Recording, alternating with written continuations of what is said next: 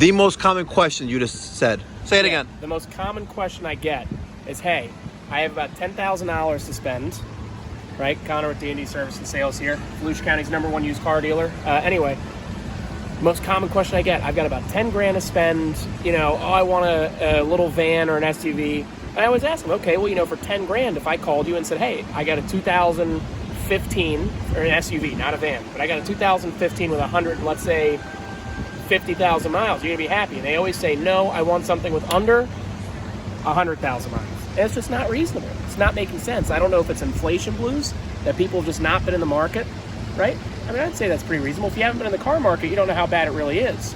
But for a lot of people, I think 10 grand, that's a lot of fucking money. Yeah, it is, Connor. I should get a lot more car for 10 grand, but the reality That's is more than a tax return check. Yeah, it's way more. Just got. Way more. But the reality is, in today's market, Biden inflation, Let's try to keep it not apolitical. Okay, apolitical. Inflation is through the roof on specifically used cars, sub $15,000. Just like it is with milk and eggs and bread. Yeah, fact of life is that is what people can afford to get a payment on, so that's what made the budget popular. People want to spend about $350 a month on a car, right? And to spend $350 a month on a car, you got to spend about 15 grand. Less than 15 grand. So you got to factor tax, tag, title. Most people want to put 2 to 3 grand down. It's just not happening out there, guys. It's hard. Not easy. So, I don't know if we're going to be able to help this customer I just got off the phone with, but we're going to try. We're definitely going to try. Welcome back to the channel, everybody. Guys, it is Monday, April 15th, and we are sitting in our 2013 Subaru BRZ, which is essentially a Toyota FRS, but a Toyota FRS is pretty much a BRZ. It's got all Subaru parts and components. Now, this is one of the vehicles that we bought on Friday. We got a Ford Expedition, an Infiniti G25, and then this, a 13 Subaru BRZ with 182,000 miles that I paid $4,200 for before fees and everything else, obviously. But I was really curious about this car because I have really not seen any of them with this kind of mileage. I scanned the VIN, it's a one owner, and I thought, well, there's got to be a market for this car. Carfax says that this is worth $10,000. I don't see that personally. I think that might be maybe like an adjustment just because there's not a lot of vehicles that transact with this many miles per se. So you'll see stuff like that happen pretty frequently where, let's say, generally speaking, a car in the marketplace has, say, not too many miles and the price is really high, like say 13, 14, 15 grand. And then you run into one like this with its big boy miles at 180,000, and Carfax doesn't really know how to adjust for that kind of mileage. So that's my guess. That's what I'm thinking here. It does have this weird play, and I'm going to see if you guys can hear it. Weird, right? So we're going to take it over to the other side.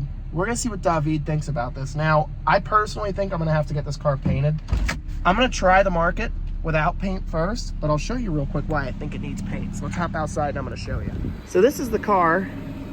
Be honest with you, I didn't really see all this stuff when I was bidding on it. It's not a terrible looking vehicle. Granted, it's a cheap car. $4 grand. I think there's a lot of life left in this vehicle. The motor sounds really healthy. It's got good rubber. And I could have just the front fixed, but then I have stuff like this. So I think it really just needs a whole paint job. I mean, you got stuff like this that's kind of not looking right. The sides are clean. Interior's not bad. It's nice because it has some features. Like it's got push button start. Does have the nice suede with your side leather bolsters here. Oh shit, this thing has back seats. These are like 911 back seats. I mean, they're kind of pointless, but whatever. They are there.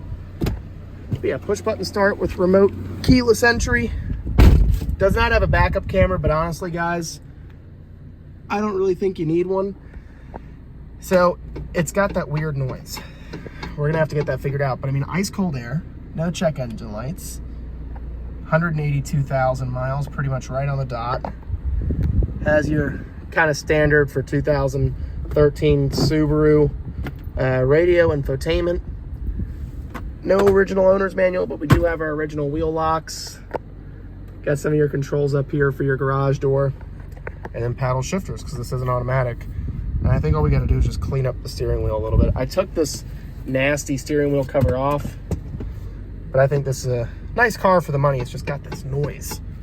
So we're going to take it to Dave's side and see if we can figure it out. That tint needs to also go. So yeah, let's see what happens.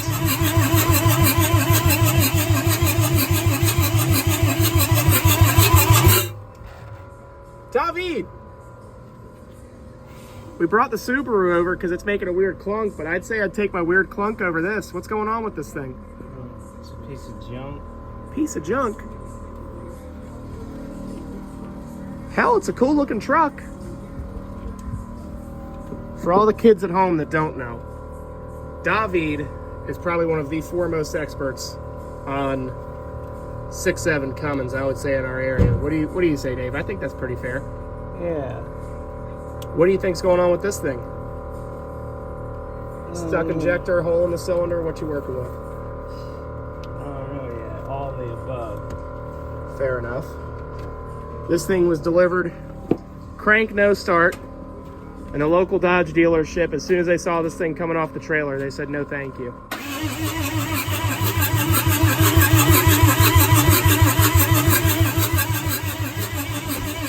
Well, I think while David figures that out, we're figuring out our Subaru. We gotta go buy cars, David. I gotta give you something to do. You don't look busy enough. So, I think that's exactly what we're gonna do. David looks like he's ready to absolutely lose his mind. It's actually a nice truck. What is it, an 18? It's a 2018. 18 Cummins. I think it's a 3500 dual rear wheel. Crank no start.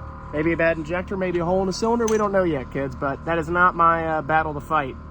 We're gonna leave that up to the professionals. You and I, are gonna go run out to Manheim Central. It's a good old Morgan Automotive Group. And we're gonna try to buy a couple of cars. The list is looking a little skinny, but it is still worth making a drive. We don't have anything going on right now, so there's no point for me to sit here and do nothing. Ordinarily, that's my thing. I like sitting around doing nothing, but I don't get that liberty today. We gotta go buy some cars. So David, I bid you adieu. The people at home are excited to see what happens with this Cummins, and we're on the road. So stay tuned, guys. Hopefully we have some good content coming your way. Right now, I've got on the list a Durango Limited, a Jeep Grand Cherokee, a Honda Civic, and a couple others that I'd say I've got the hots for. Now the Durango I like in particular because it's a nice substitute to the Explorer that we had. The Explorer I wasn't really crazy about, but that car did sell and it brought the money. And it wasn't a bad car, I just particularly hated driving it. So, we're gonna cruise out. We're gonna see what we can find. We are gonna take our new Expedition to see how it runs. On days like today, I don't have a lot of cars. I don't have any appointments at all. So, why not run out and try to get some units? So that's exactly what we're gonna do. So guys, stay tuned. We're gonna drive to Orlando, and the next time that you see me, we will be on location at Morgan Automotive Group sale at Manheim, Central Florida, and we're gonna see if we can get some cars. All right, guys, so we are at Manheim, Central Florida, the Morgan Automotive Group sale, and I gotta tell you, I'm getting my ass kicked right now. This shit is not fucking fun, kids. We haven't bought a single fucking car yet. Now, I kind of knew this could potentially happen, but I didn't really see it. I don't know. I was at least expecting to get something, and so far we got nothing. So we're gonna keep it pushing. I can't take you guys inside the lanes. I mean, could I potentially? But I'm just not gonna do that. I wish I could, but it's just against kind of against like unspoken rules of the auction. So I'm not bringing you in there. It is what it is. We're gonna try to keep seeing if we can get some cars here. We should be out of here in about 30 minutes. We have a dinner date with Mikey Pipes, aka my dad. So we're gonna see what happens. We've got a lot of nice cars here though. It's just a matter of if we can fucking buy any of them. So stay tuned, guys. Either I'm gonna leave out of here a loser or a winner. We're gonna see. Very nice. Old school Lumina, baby. Hell yeah. All right, we are leaving Manheim, Central Florida, the Morgan sale. Guys, I'll be honest with you, today did not go to plan. We got a 2014 Subaru Forester, one owner, traded in at Subaru of the Villages, which those of you guys that might not know, the Villages is literally like a retirement town. It's a retirement city here in Florida. So they ordinarily have pretty clean trade-ins. I tried really hard buying a 14 Durango Limited with 160,000 miles. I opened that car up at $5,500 and I got ran to 62, and I just did not want to pay that much money for that car. The important part of this business is sticking to your guns. If you know that you want to pay a certain price for a car, don't just pay whatever it takes to get it. Don't get me wrong, can I sell from an empty shelf? No, but if my shelf is full of overpriced bullshit, no one's going to buy it either, right? Just because you have it doesn't mean people are going to fucking buy it. So no, I'm not going to pay whatever it takes to get a car. Are there certain cars that are not, a car that you can't replicate? Sure. But I'm not in the can't replicate it business. I want a business that I can do every single day. I don't want to go out there and find weird stuff that I'll never find again. I want the stuff I can buy today, tomorrow, next week, next month, and next year, and it's still going to be there. That's my business model, right? Not weird, quirky shit. Do I buy that stuff every now and again for my own amusement? Sure, but that's not my business model. So we're leaving. We only bought one, and I'll be honest with you, one is better than zero. Oatmeal is better than no meal, baby. I would much rather have something than nothing. So now we are going to go out. We have dinner plans with Mikey Pipes, also known as my father. So we're going to go out. We're going to say hi to him, and then we're calling today a wrap. He's out here working with Plumbing by Tom. So we're going to go say hi to him and see how his day has been. Hopefully better than mine. So stay tuned, guys. We're going to say hi to Mikey Pipes, have some dinner, and then we're calling it a wrap. Yep. Guys, as promised, we are here right near Disney with the one and only Mikey fucking Pipes. That's right, guys. He's frozen. Uh-oh. Oh, he's not frozen, guys. But I think that is a wrap for our day. Dad and I are going to have some dinner. Cafe Capri. Capri. Oh, yeah. Well, there's some Latinas chicas, but not Latinas. They're Italiano chicas. Italiano chicas. Now, I'll say this.